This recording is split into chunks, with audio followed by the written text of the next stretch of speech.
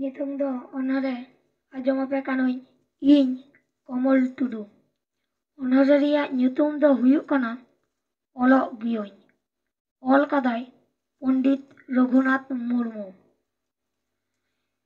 School te dinumiñ hijuk giya. School re adigan gate menak ko. Unku tuluy iñ hoñ durub salak ko. Potobiñ parhaw, leka koñ ola. Adi lekan sereny ar katha koñ cheda. Olok giyuñ iñ hoñ olok giya. School te dinumiñ hijuk giya.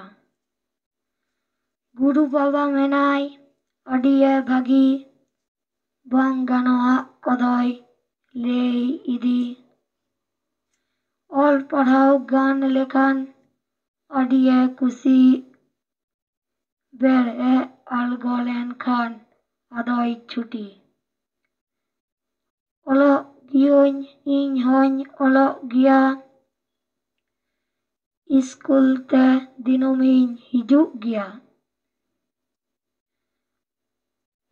Chuti kate do ado khilor ko huyuk. Dudu dandio bol idu laruku chuku. Un dole khilor ko mid jongwarus koge. Ino kate do ado ruor jongwa urak te. Olok giyuñ iñ hoñ olok giya. School te dinumiñ hijuk giya.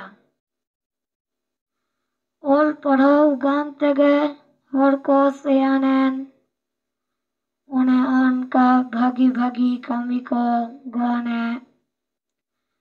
Kor tege gadi koko chalaw ocoyed. Kor tege adi adi kami ko sute. Olok giyuñ iñ hoñ olok giya. School te dinumiñ hijuk giya. Boñ olok khan nahak kami boñ chet ke. Bugi bari hon nahak ohoñ urun ke. Hor hon nahak iñ do huhak ko metañ. Lesra magal atek ko ere burungiñ. Olok giyuñ iñ hoñ olok giya.